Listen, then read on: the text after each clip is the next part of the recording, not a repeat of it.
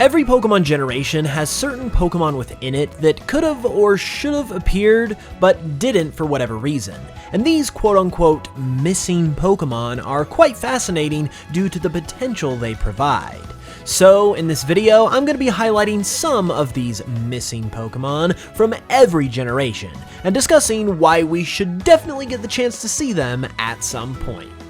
Beginning in Gen 1, I'm actually going to be starting with a bit of a technicality because I'm talking about Kanto Pokemon, but not exactly in a Kanto context. Nevertheless, however, I think it's a worthy pick, and that is second Mega Evolutions for Venusaur and Blastoise to go along with Charizard's 2 Mega Evolutions. When Charizard got both an X and a Y Mega, it naturally opened up the door for Venusaur and Blastoise to get the same treatment, because they wouldn't possibly only give one of these starters 2 Megas, right? Well, it's been over a decade later and that door has still been left open, not only giving these 2 Kanto starters the short end of the stick, but also leaving a lot of really cool potential on the table.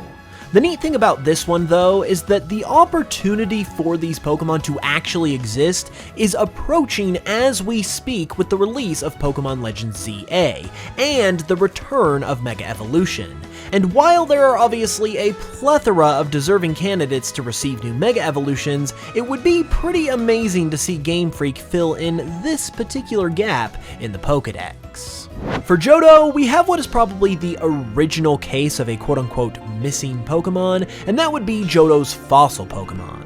Despite fossil Pokemon being established as a thing in Gen 1, Gen 2 did not receive its own set of fossils, despite fossils also being firmly established as a regular thing in the generations that followed as well. The common belief is that Johto didn't get its own fossils because it's essentially sharing Kanto's fossils, much like it does many other Kanto elements, due to Johto and Kanto's close connection to one another. But honestly, even if this is the actual reason why we don't have Johto fossils, it's a pretty bad one in my opinion, because Johto should definitely have all of its own bells and whistles regardless of how close it is to Kanto. I just don't think it was necessary at all to hold back on that from a gameplay point of view, and obviously Johto-themed fossil Pokemon have a ton of potential to be awesome as well.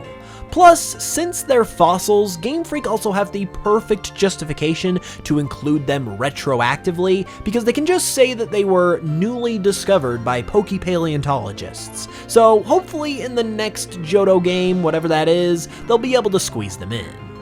For Gen 3, there honestly wasn't a whole lot of material in this department that I could find, so I had to settle for an oldie but a goodie, and that is Sandstorm Form Castform. I've mentioned this guy before, so I'll be quick to avoid repeating myself too much, but Castform is obviously a weather-based Pokemon that has different forms for all the different kinds of weather, but it doesn't have a form for sandstorms. In fact, that was the only form of weather in Gen 3 that did not get a Castform form, and that's despite the fact that its former signature move, Weather Ball, does actually change types in a sandstorm, along with all of the other forms of weather that also have Castform forms, even though Castform itself doesn't. The argument against this form existing, from what I've been able to see, is that the other forms of weather are more traditional or natural, you could say, and a sandstorm is essentially just windy weather that is picking up dirt off the ground as opposed to it falling from the sky like rain. But personally, I don't really think this general idea is a very good reason to leave this form out. At the end of the day, Sandstorm is considered a form of weather in the games, and if Castform is a weather-based Pokemon with weather-based forms, it should have a Sandstorm form because that is a form of weather. It doesn't really make sense to cherry-pick which weather conditions it should and shouldn't get a form for, and all it would do at the end of the day is make Castform all the more fun as a Pokemon. And as a Pokemon that can honestly use all the help it can get, it certainly wouldn't hurt anything to include it either. Now we're going to move on to Sinnoh though, and I have a couple to mention for this region, a male Combee evolution and a Jinx evolution. The male Combee evolution is another classic case, and it obviously has to do with only female Combee evolving into Vespiquen. There are, of course, legitimate reasons as to why this is the case, but it does consequently create one of those proverbial gaps in the Pokédex that we've been talking about, and over the years, people have noticed this gap and have long wanted to see a male Combee evolution be a thing. Heck, I even recently made one myself for a previous video, so even though this one has a reason for being the way it is from a design origin perspective, it's obviously something with potential that hypothetically could be a thing, and that people would obviously enjoy seeing. The Jynx evolution, on the other hand, is a different yet also similar case, and it basically all has to do with Jynx being a part of an unofficial trio with Magmar and Electabuzz. They're pretty similar Pokemon all things considered, and they also sit right next to each other in the Pokédex, so it was easy to see them as a group back in the day. And then in Gen 2, this was solidified even more thanks to all three of them getting a pre-evolution.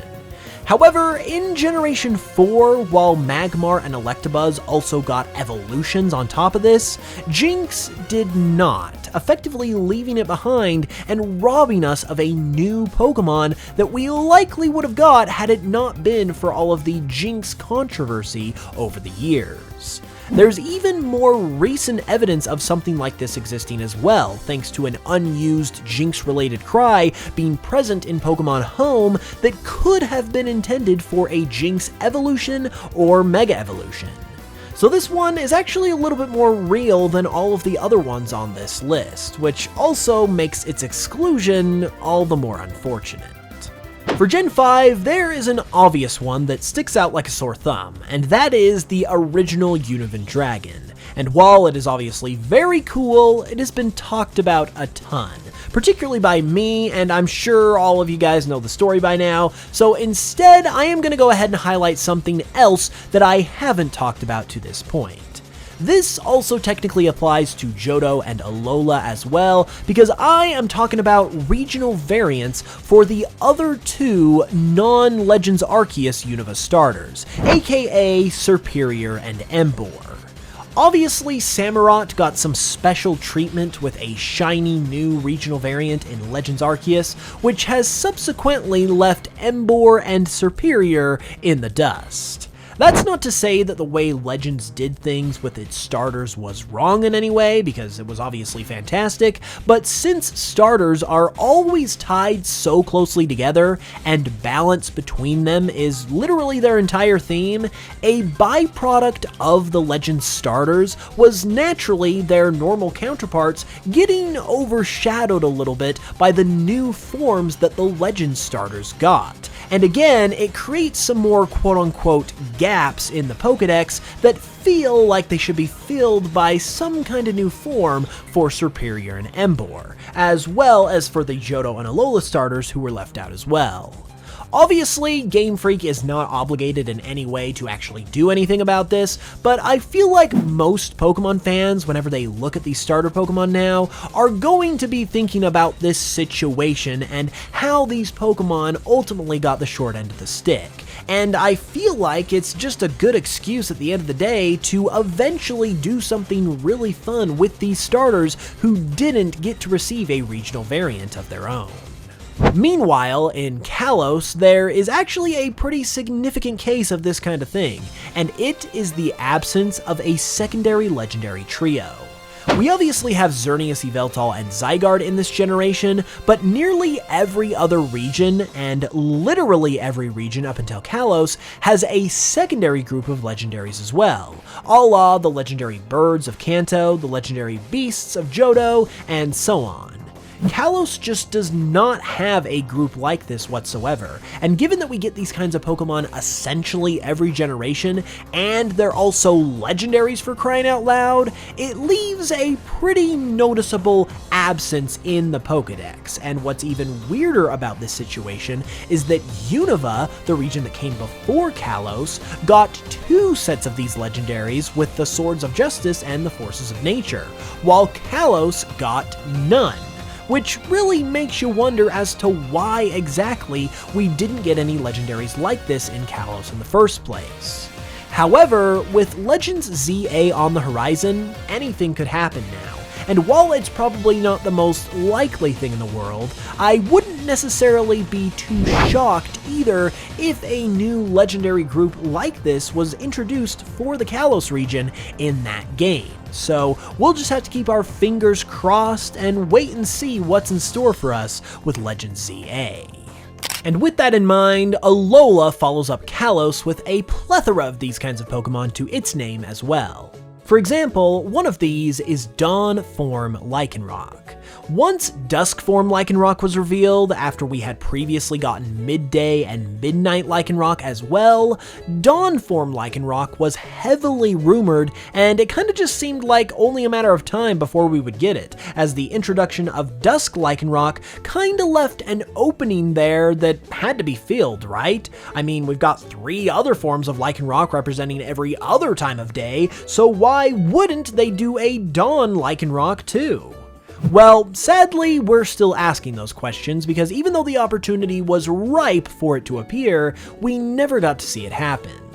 Likewise, there is also the idea of a male evolution for Salandit, since only females can evolve into Salazzle.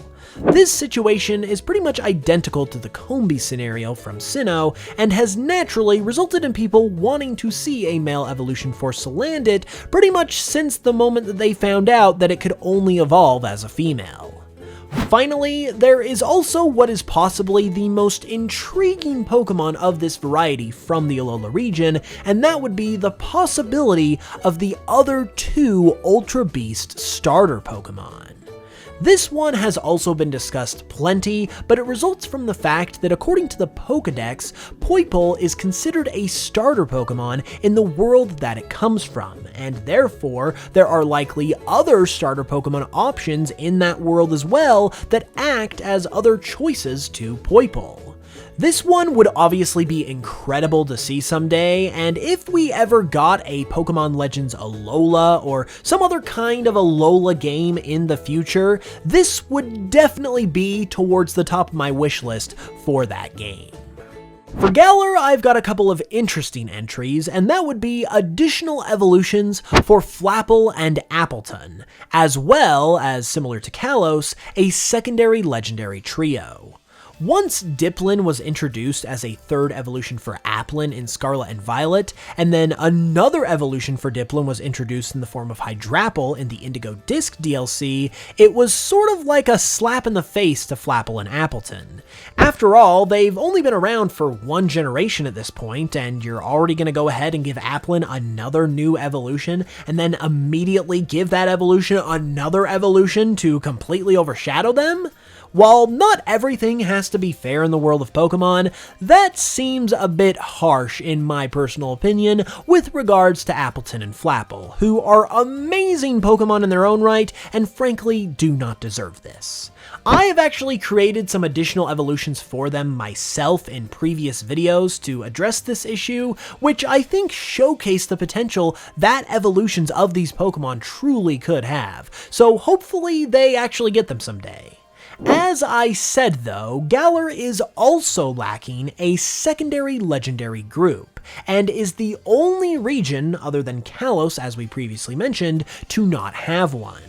Instead, Galar kind of opted for an assortment of random legendaries via its DLC, and it sorta does have the Galarian legendary birds as a trio, I guess, but those are just Galarian forms at the end of the day. I think Galar could have produced an awesome trio or quartet of original legendary Pokemon along the lines of the beasts or the birds or the swords of justice that really could have added a lot to this region and generation. So it's honestly a shame that they weren't included at all. And now we come to Paldea, and despite being the newest region and generation to this point, there are some hypothetical holes in its Pokédex as well. One of them are, like Johto, the fossil Pokemon. Paldea, along with Johto and Alola, are the only Pokemon regions that have not introduced new fossil Pokemon, so it definitely is noticed whenever they don't appear.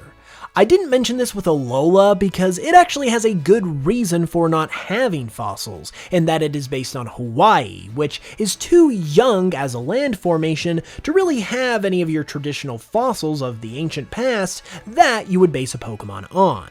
With Paldea though, it seems like it was just because of a technicality that fossil Pokemon were excluded, as it was likely due to the Paradox Pokemon, who in Pokemon Scarlet more specifically, also come from the distant past. While this is somewhat understandable since the Paradox Pokemon are essentially taking up that same role, it was still sad to not see any fossil Pokemon in Paldea, because as I mentioned, they always have a ton of potential, and it would have been really cool to see what Paldean fossil Pokemon could look like. And meanwhile, on a somewhat related note, there's also the idea of Paradox Pokemon evolutions and pre-evolutions that we never got to see either. Since all of the Paradox Pokemon were obviously pulled from the distant past and the far future, we only got to see select Pokemon in this form. But even still, I can only assume that there's gotta be a Paradox Phanpy out there somewhere